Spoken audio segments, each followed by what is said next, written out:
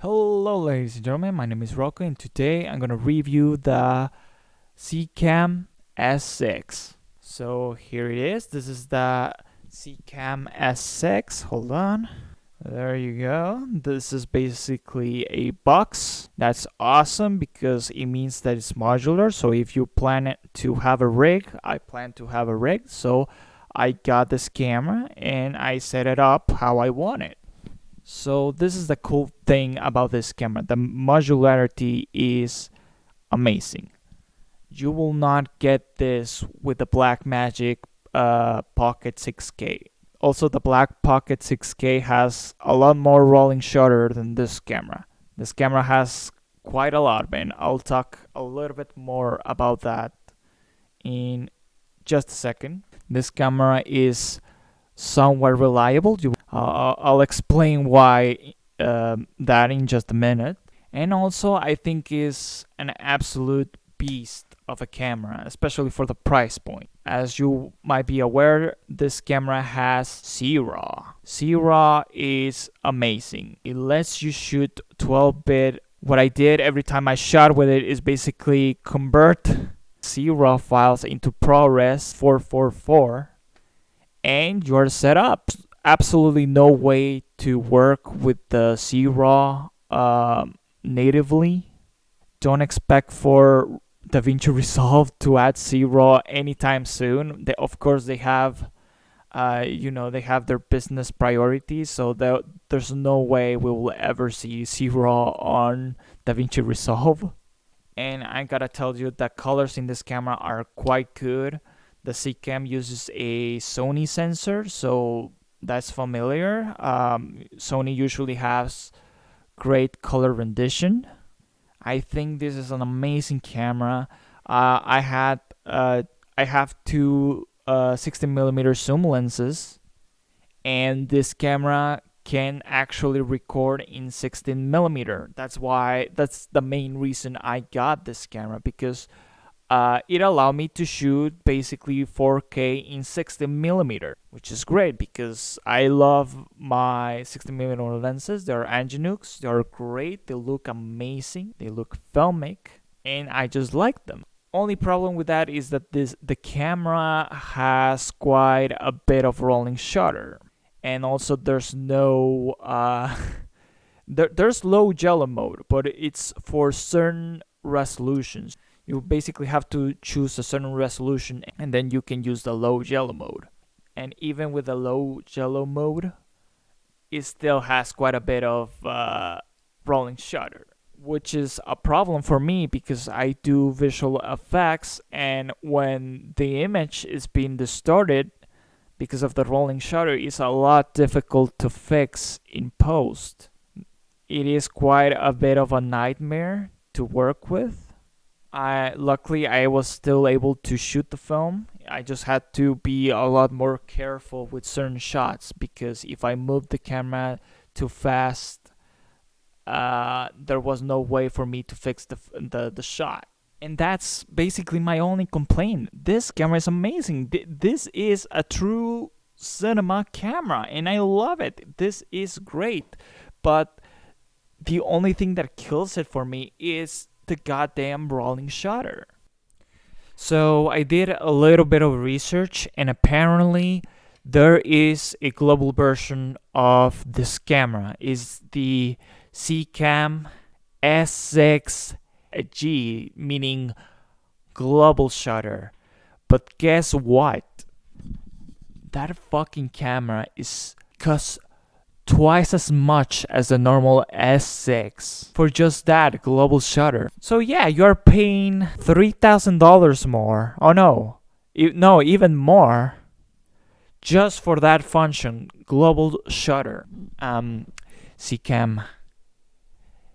That thing, global shutter, should be freaking standard. It's also fucking funny that they basically priced that camera the same as the Red Komodo. Zcam is insane. Come on, do you really fucking think that somebody's gonna buy a fucking Zcam S6G over a fucking red Komodo. First off, red has been way longer in the game than Zcam. That's a very tough sale. I have the Zcam S6, and if I ever upgrade my camera, I'm not buying Zcam. I'm buying the goddamn red Komodo. Because it's fucking red. They know their shit. Fucking ridiculous. That feature should be standard with a standard fucking camera. I don't know what were they thinking. I don't get it. And yeah, all of this basically cost me time and money because I am planning to reshoot some scenes, but this time shooting it in 16mm. Why 16mm film, you may ask?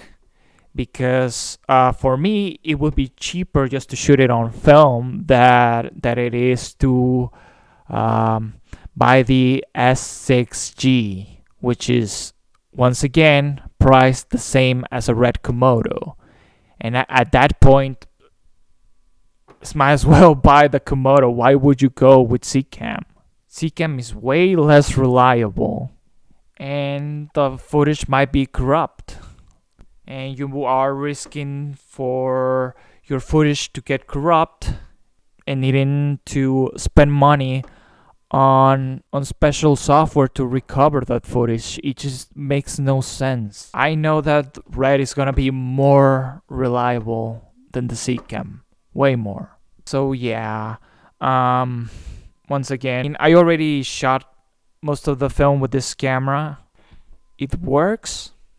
It looks great. Once again, the Sony sensor looks good. It's just really frustrating that Zcam is just putting that very important feature as basically DLC for a camera. Why? I don't know. Now, I do understand that the light sensitive global shutter cameras are a brand new thing and they're expensive. That took a tremendous amount of research. It's just so frustrating, you know, when you have a creative idea and you cannot realize it because of the limitations of CMOS sensors, which is of course rolling shutter. I might not be an issue for you if you're shooting mostly live action stuff with no visual effects on it whatsoever, but come on, I mean,